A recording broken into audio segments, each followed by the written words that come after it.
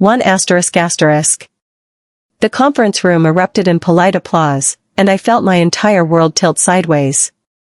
Please join me in congratulating Amber Hayes as our new senior project manager, Mark Hayes announced, his arm wrapped around his sister's shoulders. I sat frozen in my chair, watching Amber beam and wave like she'd just won an award.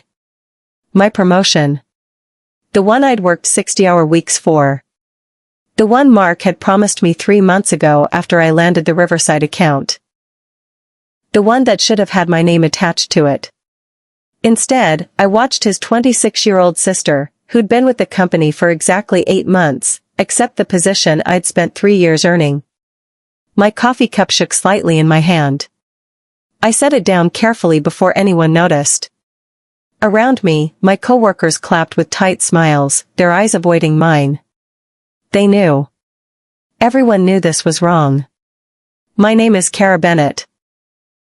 Before I tell you how it all started, I have to ask you for a favor. Write in the comment where you're watching me from and don't forget to like and subscribe. Your help is very important. What I'm about to share with you is something I never thought could happen in my work.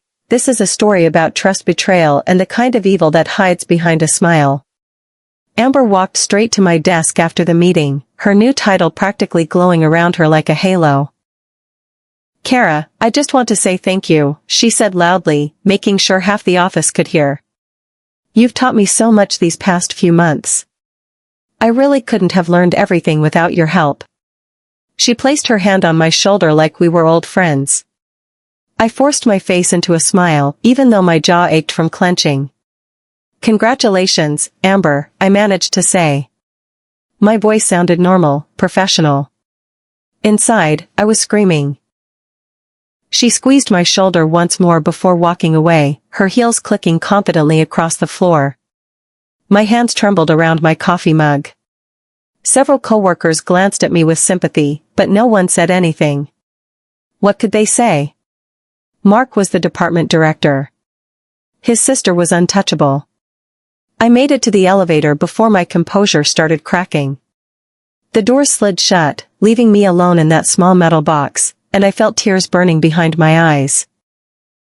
I blinked them back hard, staring at my distorted reflection in the steel doors. You can't outcry nepotism, I muttered to myself. My voice echoed slightly in the empty space. The elevator descended slowly, each floor feeling like another level of humiliation. 3 years at this company.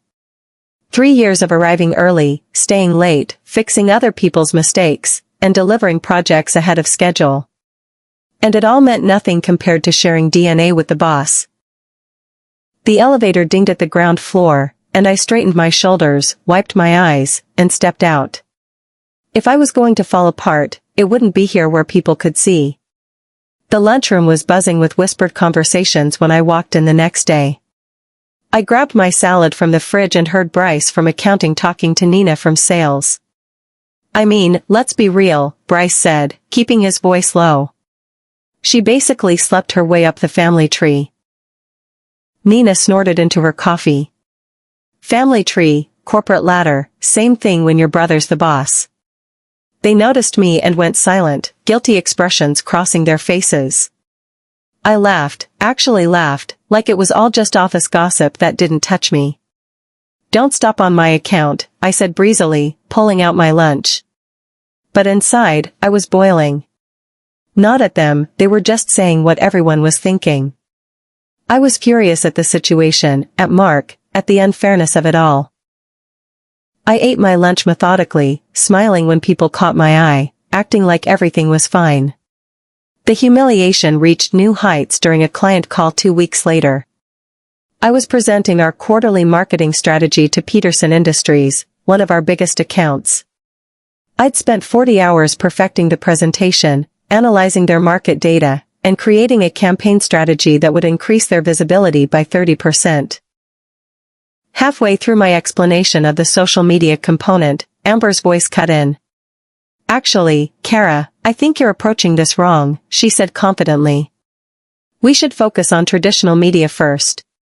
I paused, surprised. Traditional media was outdated for their demographic. Amber, the data shows their target audience is primarily, she cut me off again. I've reviewed the account thoroughly. Trust me on this. I bit my tongue and let her talk. She spent 10 minutes explaining a strategy that would waste their budget on newspaper ads and radio spots their customers would never see. After the call ended, my email pinged. A message from Mr. Peterson: Kara, thank you for the original strategy. Please proceed with your plan, not your colleague's suggestion. Your analysis was spot on. That evening, I stood alone in the office restroom, staring at my reflection in the mirror above the sink. My makeup was still perfect, my hair still neat in its professional bun, but my eyes looked tired. Defeated. I leaned closer to the mirror, gripping the edge of the counter. You're smarter than them, I whispered to my reflection. Act like it. The words hung in the air. Something shifted in my chest, a switch flipping from despair to determination. I'd been playing this all wrong, letting my emotions control my response. Crying in elevators, forcing smiles, pretending everything was fine. That wasn't strategy. That was survival. And I was done just surviving. If Mark thought he could hand my career to his unqualified sister and I'd just accept it, he was about to learn exactly how wrong he was. The war had officially begun, and unlike Amber, I knew how to fight smart. Late that night, sitting at my kitchen table with a cup of tea, I pulled out the company's HR policy manual. I'd received it during orientation 3 years ago and hadn't looked at it since. Now I read it like it was the most important document of my life, highlighter in hand, marking every relevant section. Page 47 made me sit up straighter. Company policy strictly prohibits direct supervision of immediate family members, including siblings, to prevent conflicts of interest and ensure fair workplace practices. I read it 3 times to make sure I understood correctly. Mark, as department director, was Amber's direct supervisor. She reported to him. This wasn't just questionable ethics, it was a clear policy violation. I highlighted the entire paragraph in bright yellow, then took a photo with my phone. This was my first piece of ammunition. The next morning, I created a new folder on my personal laptop. The file name was simple: insurance. Inside, I started saving emails. Every message where Amber took credit for my work, every project she claimed as her own, every idea she presented as hers that had come from my research. The proof accumulated quickly. An email to a client about the Riverside campaign, signed by Amber, using my exact strategy word for word. A presentation deck for the Maxwell account with her name on the cover slide, but my analysis filling every page. Meeting notes where she'd suggested solutions I'd mentioned to her privately an hour earlier. I organized everything by date, created a detailed index, and backed it up in 3 separate locations. If anyone ever questioned what was happening, I'd have documentation that told the story clearly. 2 weeks later, during our morning coffee run, Amber got careless. We were in line at the cafe across the street, and she was talking loudly on her phone to someone, probably a friend. "Yeah, Mark totally just gave me the promotion," she said, laughing. "Family perks, you know? I mean, I haven't been here that long, but when your brother's the boss, you don't really need experience." My hand tightened around my phone in my pocket. I'd opened the voice recording app the moment she started talking. Purely for notes, I told myself. Just documentation. "The girl who had the job before me is totally bitter about it," Amber continued, not lowering her voice at all. "But whatever, that's how life works. Connections matter more than resumes." The recording app caught every word. When she finally hung up and turned to me, I was smiling. "Caramel latte?" I asked sweetly. That afternoon, I had an unexpected visitor. Deb Whitman, my former supervisor before she retired last year, stopped by the office. Deb was 70, sharp as a knife, and had worked in corporate environments for 40 years. She'd taught me everything I knew about navigating office politics. We grabbed coffee, and I told her everything. She listened without interrupting, her expression growing more serious with each detail. When I finished, she leaned back in her chair. "Kara, listen to me carefully," she said. You're angry, and you have every right to be. But anger makes people sloppy. She tapped the table for emphasis. Document everything. Don't detonate anything. Not yet. I nodded, understanding what she meant. Timing is everything in these situations, Deb continued. Build your case quietly. Make it airtight. Then, when the moment is right, let the evidence speak for itself. She squeezed my hand before leaving. You're smarter than both of them combined. Trust that.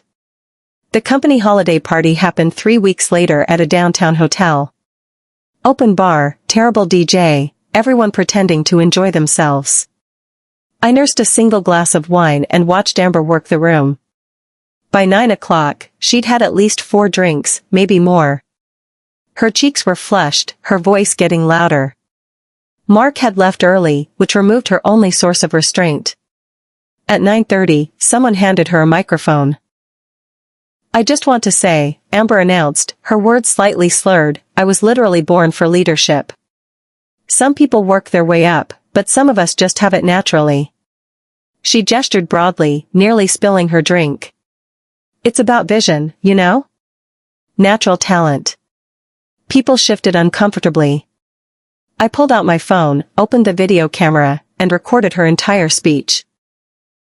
Every slurred word, every arrogant gesture, every dismissive comment about people who just don't have the natural ability to lead. 3 minutes of pure, documented gold. The weekend after the party, I sat down and drafted an email to HR. I poured everything into it. The policy violation. The nepotism. The credit stealing. Amber's recorded comments. The impact on team morale. I made it professional, factual, and devastating. Every claim had supporting evidence attached. When I finished, the email was 2 pages long with 16 attachments. My finger hovered over the send button for a full minute. Then I saved it to drafts instead and closed my laptop. Deb's words echoed in my mind, timing is power. If I sent this now, it would look like sour grapes, like a bitter employee complaining about not getting promoted. I needed to wait for the perfect moment. I needed Amber to make a mistake big enough that my complaint would look like concerned citizenship, not personal vendetta. So I waited, the drafted email sitting in my folder like a loaded gun. The perfect moment came 6 weeks later. Amber had been assigned to lead the presentation for the Kingston Corporation account, a potential client worth $2 million annually. It was huge, the kind of account that could define someone's career. I'd done all the preliminary research, created the initial pitch deck, and identified Kingston's key pain points. Amber took my work, slapped her name on it, and decided to improve it by adding her own ideas. On presentation day, I sat in the conference room watching her pitch. She'd changed my entire strategy, removing the data analysis that proved our solution would work and replacing it with vague promises about synergy and innovative thinking. The Kingston executives looked confused. Their CEO stopped her halfway through. This doesn't address our actual needs, he said flatly. We were told you understood our market challenges. The meeting ended badly. 2 days later, Kingston signed with our competitor. Our CEO noticed. The all-hands meeting was scheduled for Monday morning. Everyone knew what it was about. Kingston had been our biggest potential account of the quarter, and losing it was a serious blow. I sat near the back of the conference room, my notebook open, pen ready. Our CEO, Mr. Thornton, stood at the front looking grim. I want to discuss what went wrong with the Kingston pitch, he began. Before anyone else could speak, Amber raised her hand. I can explain, she said, her voice confident. The research I was given was inadequate. The preliminary analysis didn't account for Kingston's actual needs. She turned slightly, and her eyes landed on me. Kara handled the initial research. I tried to work with what I had, but unfortunately, the foundation was flawed. Silence filled the room. I felt every eye turn toward me. I stood up slowly, keeping my face composed. You're absolutely right, Amber. I apologize for any confusion my initial research may have caused. My voice was sweet, professional. I should have been clearer in my analysis. I sat back down, ignoring the surprised looks from my coworkers. In the corner of the room, I noticed Maya Trenton, our HR director, watching the exchange with narrowed eyes. She'd been taking notes. That night, I stayed late at the office. Everyone else had gone home, the floor dark except for my desk lamp and the glow of my computer screen. I logged into our project management system and pulled up the Kingston account files. Every project file included an audit trail, timestamps showing who created what and when. I started taking screenshots. The original pitch deck, created by me, with timestamps showing completion 3 days before Amber took over. The research documents with my name on the metadata. The email thread where I'd sent Amber my analysis and she'd responded, "Looks good, I'll just add a few touches." Then I found something else.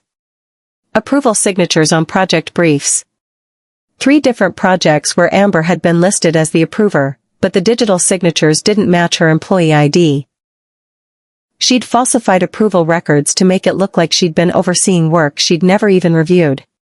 I took screenshots of everything, organized them by date, and added them to my insurance folder. If this went to HR, I wanted documentation that was bulletproof. The next day, I requested a confidential meeting with Maya Trenton. We met at a coffee shop 3 blocks from the office, far enough away that no one would see us. Maya was 50, professional, and had a reputation for being absolutely fair and absolutely ruthless when policy was violated. I slid a USB drive across the table. "I just thought you should know about something," I said carefully. "I'm not filing a formal complaint right now. But I think there are some issues you should be aware of." Maya picked up the drive, her expression neutral. "What kind of issues?" I pulled out my printed copy of page 47 of the HR manual. Policy violations regarding family supervision. Falsified project approvals. Credit misappropriation. It's all documented on that drive. Maya's eyes sharpened. She looked at the policy page, then back at me. "Why bring this to me informally?" I met her gaze steadily. "Because I want this handled properly, not emotionally. I'm not interested in drama. I'm interested in fairness." Maya nodded slowly. "I'll review this. Confidentially. If what you're saying is accurate, we'll need to conduct an investigation." She pocketed the USB drive. "This conversation never happened." I smiled. "What conversation?" Within 2 days, I started noticing changes. Maya was suddenly everywhere, sitting in on department meetings, observing project handoffs, asking casual questions about workflow and supervision. She was always polite, always professional, but her presence was deliberate. During a team meeting on Thursday, she asked Mark directly, "Can you walk me through your supervisory structure? Who reports to whom?" Mark explained confidently, listing his direct reports. When he mentioned Amber, Maya made a note. "And Amber is your sister, correct?" Mark nodded, not seeing the trap. "That's right. She's been doing excellent work." Maya smiled. "I'm sure she has. Just conducting a routine audit of departmental structures. New corporate compliance requirements." She didn't mention Policy 47. She didn't have to. The investigation had officially begun, quietly and professionally. Mark had no idea what was coming. Amber started acting paranoid. I noticed it first during Monday's project review meeting. Maya sat in the back, observing and taking notes. Amber kept glancing at her, stumbling over her words, fidgeting with her pen. "Is there a reason HR is suddenly monitoring everything?" she asked Mark after the meeting. I happened to be walking past his office and heard her through the partially open door. "Just routine compliance checks," Mark said dismissively. "Nothing to worry about." But Amber was worried. I could see it in the way she suddenly started double-checking everything, asking me questions about project details she should have known, trying to verify information before meetings. She'd been so confident before, coasting on her brother's protection. Now that confidence was cracking. I kept my head down, continued doing my work perfectly, and acted completely oblivious to her growing anxiety. The waiting was almost as satisfying as what I knew was coming. The HR summons came on a Tuesday morning. I watched Amber receive the email, saw her face go pale as she read it. Staff development discussion, the subject line read, which was HR code for "You're in trouble." She grabbed her phone and texted someone, probably Mark. 5 minutes later, Mark walked quickly to Maya's office. Through the glass walls, I could see him talking, his hands gesturing emphatically. Maya's expression remained completely neutral. Whatever he was saying wasn't working. At 2 o'clock, Amber walked down the hallway toward HR. Her heels clicked against the floor like a countdown. She held her head high, but I could see her hands shaking slightly. She was carrying a notebook, probably planning to defend herself. I kept working at my desk, eyes on my computer screen, but my heart was racing. This was it. The moment where everything I'd documented would matter. My turn came the next morning. "Kara Bennett, please come to conference room C for a staff interview." The email was formal, professional. I saved my work, grabbed my notebook, and walked calmly to the conference room. Maya sat at the table with another HR representative I didn't recognize. "Please sit," Maya said. "This is just a routine interview regarding departmental workflow and supervision practices." For the next hour, they asked me questions. How long had I been with the company? What was my relationship with Amber Hayes? Had I noticed any irregularities in project attribution? How did I feel about the recent promotion decisions? I answered every question calmly, professionally, sticking to facts. When Maya asked about specific projects, I provided dates, details, and documentation. "I just want to be clear," I said carefully. "I'm not here to cause problems. I just want fairness. I believe in following company policy." Maya made notes. "We appreciate your cooperation and your professionalism, Kara." The interview ended. As I stood to leave, Maya added, "This investigation is confidential. Please don't discuss it with anyone." I nodded. Of course. The company-wide email arrived Friday afternoon. Effective immediately, Amber Hayes has been placed on administrative leave pending review of departmental compliance matters. It was professional, vague, the kind of language that said everything while saying nothing. The office erupted in whispers. I kept my expression neutral, continued working on my quarterly report like nothing had changed. 10 minutes after the email, Mark stormed into Maya's office. The glass walls meant everyone could see him arguing, though we couldn't hear the words. Maya remained seated, calm, unmovable. She pointed to something on her computer screen. Mark's face went red, then pale. He left her office looking shaken. By 5 o'clock, everyone knew something major was happening. The whispers in the lunchroom were no longer about nepotism, they were about policy violations and investigations. I packed up my desk at exactly 5:15 and went home. Whatever happened next was out of my hands now. The board review happened over the weekend. I only knew because Maya called me Saturday morning. "Kara, I wanted you to know that the executive team is reviewing departmental performance data as part of our investigation." She paused. "Your name has come up several times." My heart jumped. "In what context?" Maya's voice was approving. "In the context of consistently excellent performance." The CEO pulled project success rates. "Every major client account that succeeded in the past year has a common denominator, your direct involvement." She let that sink in. The Kingston account was an anomaly. Every other pitch you researched succeeded. Every campaign you designed exceeded targets. The data is very clear. After we hung up, I sat on my couch staring at nothing. For 3 years, I'd been doing excellent work, and it had been invisible.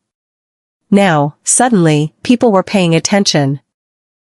Not because I demanded recognition, but because the documentation spoke for itself. Monday morning brought another company-wide email. This one was longer. Following a comprehensive review of departmental compliance and performance metrics, the following organizational changes are effective immediately. Amber Hayes' employment has been terminated for policy violations and performance issues. Mark Hayes has been issued a formal reprimand for supervision policy violations. Kara Bennett has been promoted to Senior Project Manager and will oversee departmental restructuring to ensure compliance with all corporate policies. I read it 3 times. My hands were shaking. Around me, the office exploded. Coworkers were congratulating me, some looking shocked, others nodding like they'd expected it. My phone buzzed with texts from friends in other departments. One message stood out, from Deb Whitman, "Told you. Documentation, not detonation. Proud of you." I closed my eyes for a moment, letting it sink in. I'd won. Not by yelling or making scenes, but by being patient, strategic, and professional. My first day as Senior Project Manager started with an awkward meeting. Amber had been rehired after a weekend of legal negotiations, probably involving Mark and corporate lawyers. But she wasn't coming back as a manager. She was being reassigned to the team as a junior associate, reporting directly to me. She walked into my office Monday morning, her face carefully blank. "You wanted to see me?" Her voice was flat. I gestured to the chair across from my desk. "Have a seat, Amber. We need to discuss your new role and responsibilities." For the next 20 minutes, I was nothing but professional. I outlined her assignments, all entry-level work. Market research reports. Data entry for client files. Administrative support for senior team members. Tasks appropriate for someone with 8 months of experience. She sat silently, her jaw tight, taking notes. When I finished, she stood to leave without a word. "Amber," I said, and she turned back. "I expect quality work. If you need help, my door is always open." She left without responding. 3 months later, I sat at my new desk, the one that came with the corner office and the view of the city. The department had been completely restructured. 3 people who'd been covering for Amber's incompetence had been promoted. Mark had been moved to a different division, no longer supervising family members. My team was thriving, morale was up, and our client success rate had increased by 40%. I closed my laptop, watching the afternoon sun stream through my window. My phone buzzed with a message from Maya, "Department audit complete. Excellent leadership. Keep it up." I smiled to myself, thinking about that conference room announcement months ago, about watching Amber accept the promotion that should have been mine. Mark had given her my job to keep it in the family. HR gave me the family. I stood, grabbed my jacket, and walked out of my office. The nameplate on my door read, "Kara Bennett, Senior Project Manager." Not given to me as a favor, not handed to me through connections. Earned through documentation, patience, and strategy. I'd won by playing smarter, not louder. And that victory was sweeter than any promotion could have been.